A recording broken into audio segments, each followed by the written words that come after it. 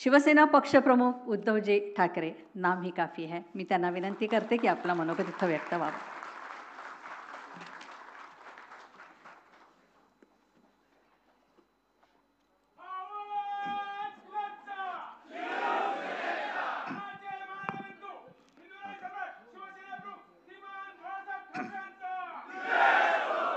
आदरणीय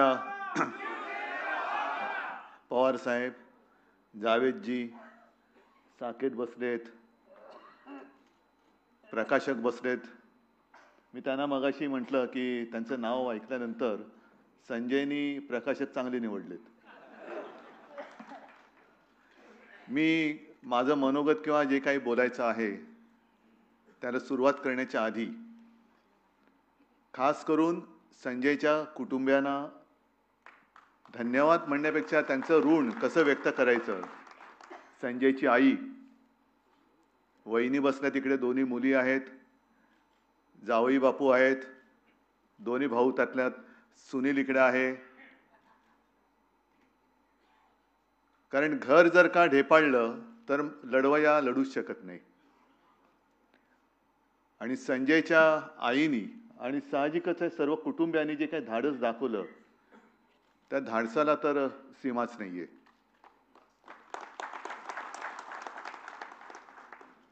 म्हणजे संजयला अटक झाल्यानंतर मी आणि रश्मी त्याच्या घरी गेलो. आम्ही त्यांना धीर देण्याच्या ऐवजी संजयच्या आई आणि सगळ्यांनी आम्हाला धीर दिला. साहजिकच आहे, आयुष्याच्या प्रवासामध्ये अनेक माणसं भेटत असतात, काही सोबत राहतात, कायमची सोबत राहतात, आणि काही संधी साधू असतात, संधी साधल्या मिळाल्यानंतर पडून जातात. मला असं वाटतं आज आपल्या सगळ्यांची परीक्षा शिवसेना प्रमुख घेत आहेत. आयुष्यावर त्यांनी जे काही दिलं त्यांच्याकडनं कोणी काय घेतलंय हे ते बघतायत. आणि त्यांचंच एक जे वाक्य आहे की 100 दिवस शेळ्यांचं जगण्यापेक्षा, शेळीचं जगण्यापेक्षा एकच दिवस पण वाघाचं जगा. आणि संजय हा माणूस असा आहे की ज्याने पुस्तकाचं नाव नरकातला स्वर्ग, जो नरकामध्ये स्वर्ग शोधतो किंवा नरकाचा स्वर्ग बनवतो, तो काय धाटणीचा असेल हे वेगळं सांगण्याची काही गरज नाहीये. शिवसेना प्रमुखांनी आयुष्यभर जे दिलं ते मराठी माणसाला आणि हिंदूंना एक आत्मविश्वास दिला, एक जिद्द दिली.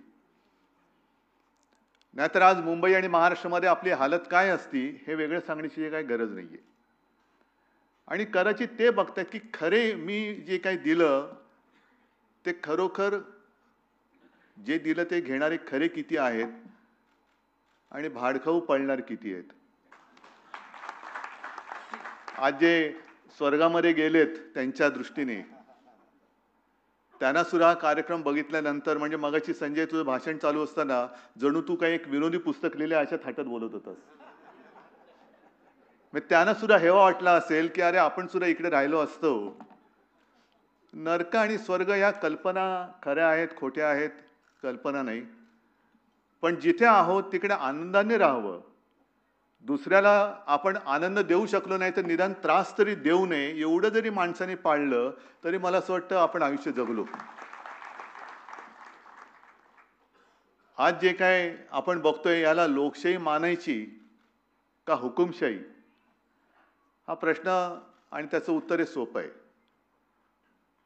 पण प्रत्येकाला, मगाशी कोणी साकेत बोलला की संजय तू बोलला की हुकुमशाह कोणी असला तरी एक ना एक दिवस त्याला जावंच लागतं. आणि हिटलरचंच उदाहरण आहे की त्याला संपूर्ण जग घाबरत होतं. पण संजय तू पूर्वी जे काय लिहायचं सच्चे, त्याच्यात एक तुझा आवडीचा शब्द होता नियती. नियतीने करायची त्याला सांगितलं असेल की सगळे जग घाबरत, तू नाही ना घाबरत, मग घालून घे स्वतःला गोळी. आणि त्याला सुद्धा आत्महत्या करावी लागली. हा हुकुमशहाचा शेवट असतो. आणि या पुस्तकामध्ये जे गेले काही दिवस संजयच्या मुलाखती येत आहेत त्यातले काही प्रसंग हे चर्चिले जातात. त्याच्यामध्ये एक आहे तो अमित शहाचा. मी जर म्हणेन की मला जर कोणी विचारलं की अमित शहा तुमच्या घरी आले होते का, बाळासाहेबांनी त्यांना मदत केली होती का, मी सांगेन मला आठवत नाही. कारण आपल्या घराण्याने, आपल्या वाडवडिलांनी कोणावर काही उपकार केले असतील, उपकार हे मोजायचे नसतात. उपकार हे करायचे असतात पण मोजायचे नसतात. आणि उपकाराची फेड हे कृतज्ञतेने करायची का अपकाराने करायची ज्याच्या त्याच्यावरती असतं. कृतज्ञतेने करायची. म्हणजे काही वेळेला असं वाटतं की कोणाला मदत करताना सुद्धा विचार तर आपण करूच शकत नाही. कारण आता साकेत तुम्ही जे काय सांगितलं की एक कैदी असा होता की याला जामीन झालाय पण त्याला 500 रुपये नव्हते भरायला नाही येत. काय करायचं या गोष्टीला? 500 रुपये म्हणजे इकडे करोडो रुपयांचे भ्रष्टाचार चालू आहेत आणि एका बाजूला तुरुंगातला कैदी 500 रुपये नाहीत म्हणून तुरुंगात खितपत पडलेला आहे. ही जी काय पद्धत आहे लोकशाही त्याला म्हणायचं नुसतं आपण पण एकाधिकारशाहीने चाललेलं आहे. मला आठवतंय अनिल देशमुख माझ्या मंत्रिमंडळातले गृहमंत्री होते. असं कोणता देश असेल की ज्या देशामध्ये मुख्यमंत्र्यांना अटक होते, केजरीवालना अटक झाली, सोरेनना अटक झाली, गृहमंत्र्यांना अटक झाली. मी मुख्यमंत्री असताना आपल्या राज्याच्या डीजीना आणि सीएसना सीबीआयने बोलवलं होतं. मग ज्यांच्या शेंड्या जर केंद्राच्या हातात असतील अशी माणसं राज्यातल्या सरकारला जर विरोधी पक्षाचं असेल तर त्यांचं काम कसं करू शकतील? ममता दिदीने सुद्धा तोच अनुभवला होता. त्यांच्या सीएसना सुद्धा शेवटी सीएसने राजीनामा दिला. म्हणजे सगळ्या शेंड्या आपल्या हातात ठेवायच्या नाही. मग माझं म्हणणं आहे की आपल्या देशामध्ये संघराज्य ही पद्धती आहे. जो अधिकार केंद्र हा शब्द नाहीच आहे. ते जे काय सरकार आहे त्या सरकारला जेवढा अधिकार आहे तेवढाच अधिकार हा कायद्याने राज्याला सुद्धा आहे आणि तो असलाच पाहिजे. जर ईडी, इन्कम टॅक्स, सीबीआय आणि तुमचा जो काय तो कायदा लावलाय कुठला तो पीएमएलए तो लावण्याचा अधिकार दिल्लीतल्या सरकारला असेल तर तोच अधिकार आमच्या राज्याच्या सरकारला सुद्धा पाहिजे. टाका त्यांच्यावरती धाडी, बसवा त्यांना सुद्धा आतमध्ये द्या ना. काही दिवस या तिघांकडे आता हे भोगून आलेत ना, संजय आलेला आहे, साकेत आहे आणि अनिल देशमुख यांच्याकडे द्या ना चार्ज आणि मग ते सांगतील त्यांच्यावरती धाडी टाका. टाका त्यांना तुरुंगात आणि सिद्ध करा तुम्ही निर्दोष आहात. हा सगळा प्रकार याच्या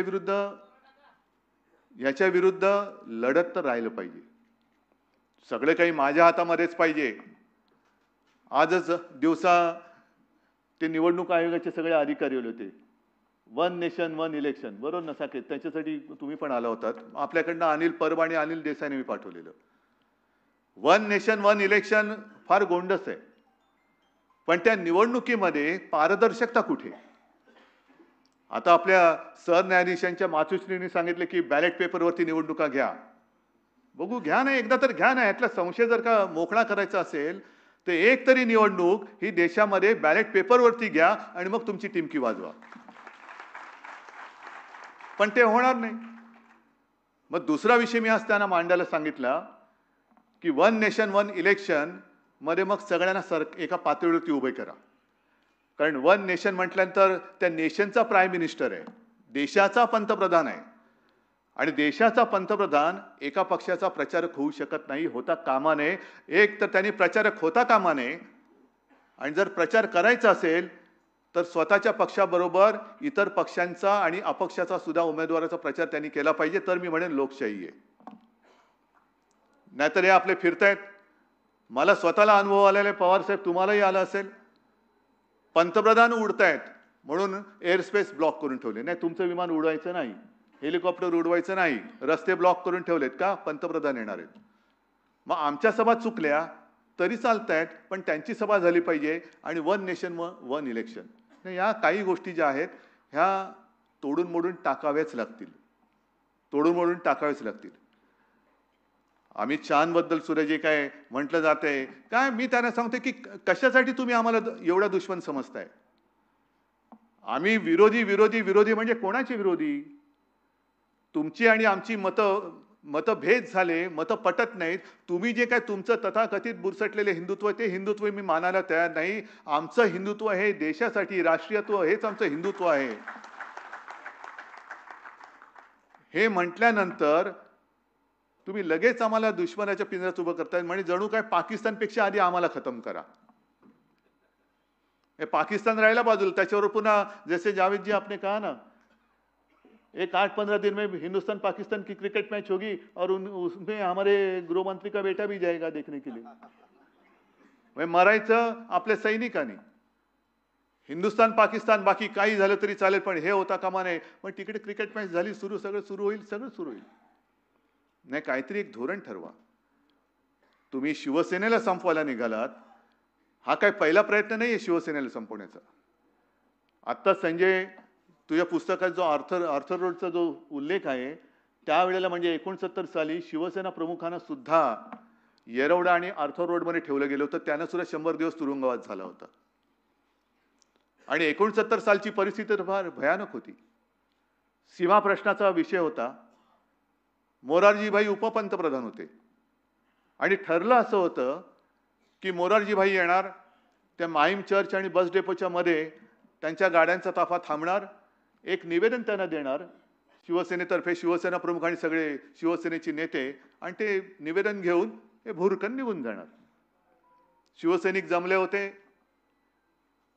मला आठवतंय, कारण का तर त्यावेळेला जी आमची गाडी होती अँबॅसेडर, त्या गाडीमध्ये मी आणि माझी माँ होतो. पण त्या गाड्यांचा ताफा आला आणि न थांबता तडातड उडवून, म्हणजे आपले एक अशोक करंबेळकर होते, त्यांना फोटोग्राफरला उडवून गेले. आणखीन एका शिवसैनिकाच्या पोटावरनं त्यांचं चाक, गाडीचं चाक गेलं आणि तुफान लाठीचार्ज सुरू झाला. मग अश्रुधुराच्या नळकांड्या, सगळं काही एकदम जणू काय असं युद्धच पेटले तिकडे. मग आम्ही गाडीत बसलो आणि घराकडे निघाल्यानंतर त्याच वेळेला, म्हणजे रात्री किती वाजले होते कल्पना नाही मला, पण शिवसेना प्रमुखांनी मला सांगितलं, माबाई माझी बॅग भरून तयार ठेवा, उद्या सकाळच्या आत आम्हाला उचलणार. आणि सकाळ झाल्यावरती बघतो तर पहाटेच्या वेळेला शिवसेना प्रमुखांना अटक झालेली. सगळे शिवसेना नेते तुरुंगात, अनेक शिवसैनिक तुरुंगात. म्हणजे शिवसेना ही जवळपास 3 महिने नेतृत्वहीन होती, तरी सुद्धा शिवसेना ही नुसती राहिली नाही, तर तरारून उठली आणि त्याच्यानंतर सत्ताधारी झाली. आणीबाणीच्या वेळेला सुद्धा तेच झालं. म्हणजे आणीबाणीच्या वेळेला सुद्धा रजनी पटेल होते. म्हणजे हा एक योगायोग आहे. मोरारजी देसाई, रजनी पटेल, आत्ताची सुद्धा हा एक योगायोग आहे. हे शिवसेनेच्या आडवे का येत आहेत? शिवसेना संपवाविषयी यांनाच का वाटते? पण तुरुंगात असताना शिवसेना प्रमुखाने एक लिहिलं होतं की शिवसेनेवर वरवंटा का फिरतोय? कारण शिवसेना हे मराठी माणसाचं हित जपते म्हणून फिरते. तर 75 साली सुद्धा हेच झालं होतं. रजनी पटेलनी सांगितलं होतं की गपगुमानपणाने तुमची शिवसेना काँग्रेसमध्ये विलीन करा, नाहीतर तुम्हाला तुरुंगात टाकावं लागेल. आणि शिवसेना प्रमुखांनी त्यांना उत्तर दिलं होतं की ज्या क्षणी तुम्ही मला तुरुंगात टाकाल, त्या क्षणी बाहेर तुमची अंत्ययात्रा निघालेली असेल. हे पाहिजे ना. आणि तेच मला असं वाटतं, मी मगाशी बोललो की शिवसेना प्रमुख आपली परीक्षा घेत आहेत की हे त्यांनी जे काही दिलं ते किती जणांनी घेतलं. आणि तसं जर का पाहिलं तर संजय, आज नक्की तुझा शिवसेना प्रमुखांना अभिमान वाटला असता. आज हे सगळे शिवसैनिक सोबत आहेत. या अशा असंख्य लढाया लढतच आपण इथपर्यंत आलेलो आहोत. आणि लढायला अनेक जण तयार आहेत.